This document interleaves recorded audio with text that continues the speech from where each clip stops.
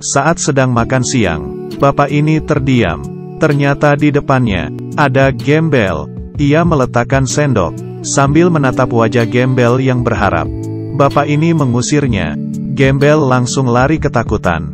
Besok paginya, Gembel tidur di depan toko bapak tadi. Bapak yang membuka tokonya sangat marah dan menyiram Gembel dengan air. Gembel terkejut dan bangun. Ia lari tunggang-langgang. Bapak memakinya supaya ia tak datang lagi. Tapi esoknya, saat ia membuka gerbang, Gembel itu tidur di sana lagi.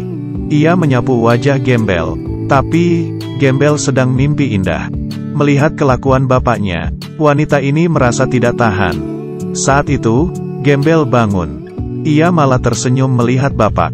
Bapak tersenyum, tapi bapak mengusirnya lagi. Melihat Gembel mengumpulkan botol, bapak juga membuang botol ke arahnya.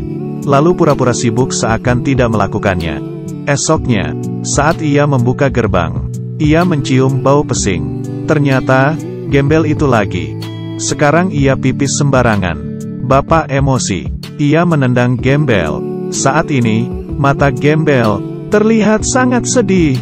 Esoknya, saat bapak membuka gerbang, ia melihat Gembel itu tidak ada di sana. Esoknya lagi, Gembel itu tidak ada lagi. Esoknya, masih tidak ada. Bapak merasa sedih. Ternyata, tak tahu dari kapan, ia sudah terbiasa dengan keberadaan Gembel. Tetangganya memberitahu, Gembel itu tidak akan datang lagi. Bapak panik. Ia melihat CCTV, lalu memeriksanya. Di dalam toko, ia melihat rekaman. Ini pertama kali ia melihat Gembel dan mengusirnya. Bapak merasa sangat menyesal melihat ekspresi Gembel yang mengiba. Bapak mulai memeriksa malam di mana ia pergi. Sebenarnya ada apa? Ternyata, setiap hari Gembel membantunya memungut sampah di depan toko. Saat ada orang iseng mencoret-coret gerbang toko, Gembel itu mengusirnya. Setiap malam, Gembel itu di sana. Karena anaknya memberi Gembel makan malam, Gembel itu tahu balas budi. Hari itu, saat gerbang bau pesing, pelakunya orang lain. Bahkan, Gembel mengusirnya. Jadi, saat bapak memaki Gembel, Gembel itu sangat kecewa. Sampai di sini, bapak mulai menangis. Ia melanjutkan rekaman. Ada dua pencuri yang mencongkel gerbang toko. Gembel melihatnya. Ia mau mengusir mereka, tapi malah dihajar.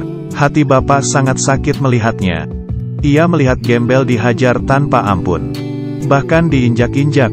Gembel masih berusaha menghalangi. Ia teringat perilaku buruknya terhadap Gembel yang ternyata melindunginya. Air matanya tak terbendung. Setelah melihatnya, bapak baru mengerti kenapa Gembel tak ada lagi di depan toko.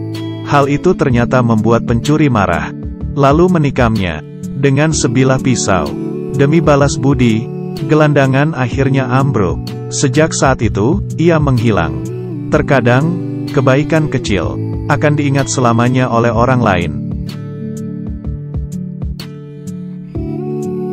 Di sebuah jalanan di Inggris, dua orang sedang menunggu bus. Setelah wanita ini menelepon, pria tua ini bertanya, "Apa kamu baik-baik saja?" Wanita ini mengangguk. Lalu pria itu bertanya, "Sudah berapa bulan?" Wanita itu terdiam. Pria itu mengira ia tak mendengarnya dan bertanya sekali lagi. Setelah menghela napas, wanita itu menjawab, 21 minggu. Pria itu tertawa dan menyelamatinya. Wanita ini terlihat lelah meladeninya. "Apa kamu ada masalah?" Wanita ini mengangguk. Pria itu menghiburnya, "Jangan khawatir. Semuanya akan membaik." Setelah terdiam, wanita itu bilang, "Aku sangat takut. Aku takut semuanya akan memburuk." Pria tua itu berkata, "Tak apa. Suamimu pasti membantu." Wanita itu mengelus perutnya dan berkata, "Di rumah hanya ada aku dan ayahku. Tapi, ayahku sakit." Pria itu terus menghiburnya. Wanita itu menatapnya lekat-lekat tanpa bicara. Hatinya sakit sekali, tapi ia menahannya. Saat itu, suasana menjadi hening. Bus datang. Wanita itu mengambil tas dan berkata, "Ayah, ayo jalan." Wanita itu menuntun pria tua tadi naik ke bus. Mungkin pertanyaan ini sudah diulang ke 100 kalinya. Tapi, wanita ini masih menjawab ayahnya. Meski aku sudah melupakanmu, tapi aku tidak akan lupa mencintaimu. Oke, cerita hari ini sampai di sini. Aku Kaki Minyak, sampai jumpa.